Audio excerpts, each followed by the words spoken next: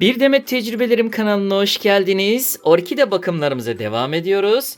Orkidelerimiz gayet güzel bir şekilde çiçek açtı. Evet, çiçekleri gösteriyorum şöyle. Evet, bugün sizlere orkide bakımında çok önemli bir konudan bahsedeceğim. Bu konu şu. Orkidelerde sorun olduğunu nasıl anlarız? Ne tip sorunlar karşımıza çıkar? Bu sorunları aşmak için neler yapılabilir? Bununla alakalı bir video çekmek istedim. Evet, videomuza başlayalım. Öncelikle bir orkidede sorun olup olmadığını şöyle anlarız. Bir orkidede yapraklar yeşil ise, bakın şöyle koyu yeşil ise ve çiçek açmışsa genel itibariyle sorun olmadığını gösterir. Ama en önemli kriter köklere bakmaktır. Yani saksı içerisindeki köklere bakmamız gerekiyor. Bakın gördüğünüz gibi saksı içerisindeki kökler gayet canlı bir şekilde görüyorsunuz. Eğer saksı içerisindeki kökler bu şekilde canlıysa bu koyu yeşil olabilir, gri renkte olabilir, evet, beyaz olabilir ama dolgun bir şekilde duruyorsa sorun yok demektir. Yani köklere bakacağız, evet, yapraklara bakacağız ve çiçeklenmeye bakacağız. Bu üç meselede sorun yoksa orkidemizde genel itibariyle sorun yok demektir. Bakın gördüğünüz gibi buradaki kökler de griye dönmüş. Bu saksı içerisindeki köklerin renkleri bize orkidemizin susayıp susamadığını gösterir. Gri ise orkidemiz susadı demektir.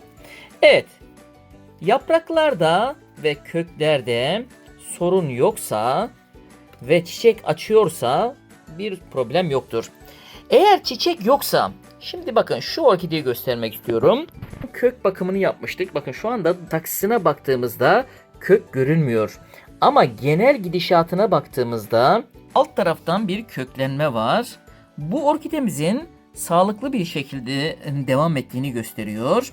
Yine eğer bir orkide saksı içerisindeki kökler görünmüyor ama üstten baktığımızda yeni kökler çıkıyorsa ya da yapraklar çıkıyorsa bu orkidenin yine sorunsuz olduğunu gösterir.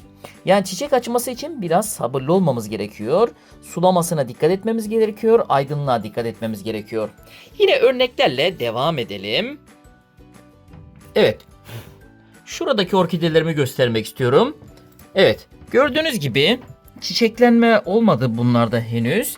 Ama sağlıklı bir şekilde olduğunu nasıl anlıyoruz?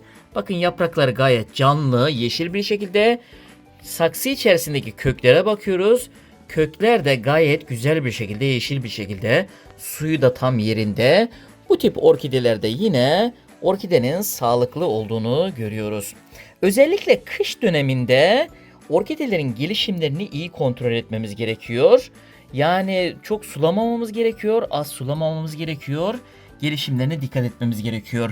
Yine örneklerle devam edelim. 2 tane orkide göstermek istiyorum. Orkide sağlıklı olduğunda bu şekilde güzel çiçekler açar. Orkidede 3 türlü gelişim vardır. Bir çiçek açma şeklinde, bir yaprak büyütme şeklinde, bir de kök büyütme şeklinde. Bakın bu şu anda çiçek açmış ama çiçek açmasının asıl sebebi, evet, köklerdeki sağlıklılığı görmek istiyorsunuz. Büyük saksılara dikmememiz gerekiyor. Orkide saksısını doldurduğunda, kökleriyle doldurduğunda ve kökleri sağlıklıysa çiçeklenmeye gider.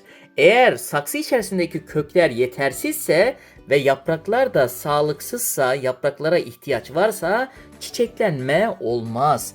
Burada da bakın bir tane orkide göstermek istiyorum. Yeni bir çiçek dalı atmış. Yine saksı içerisindeki köklere bakıyoruz bakın.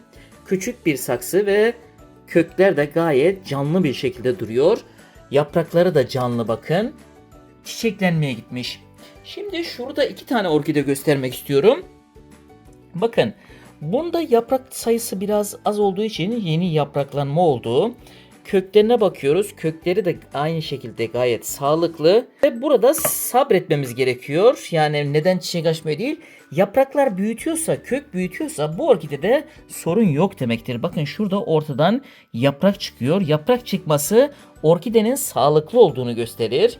Yaprak çıkması ve köklerine bakacağız. Evet, şimdi yaprak çıkıyor.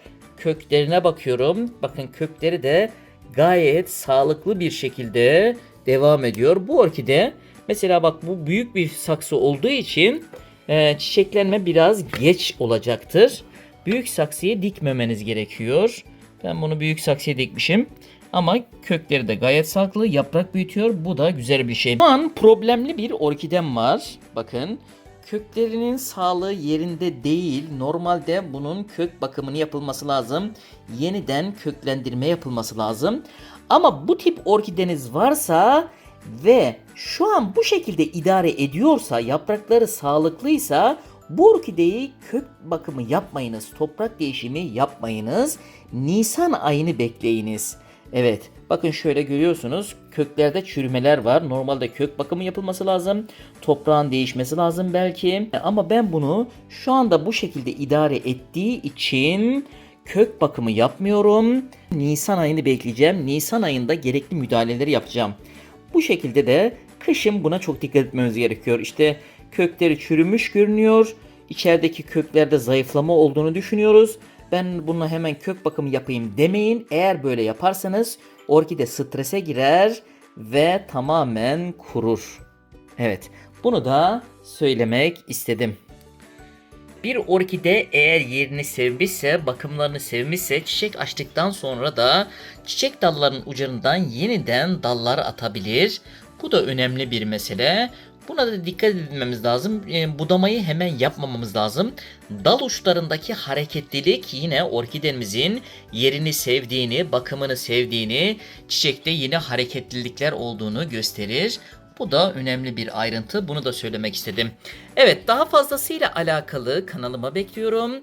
Abone değilseniz abone olur, like atar ve videomu paylaşırsanız çok memnun olurum.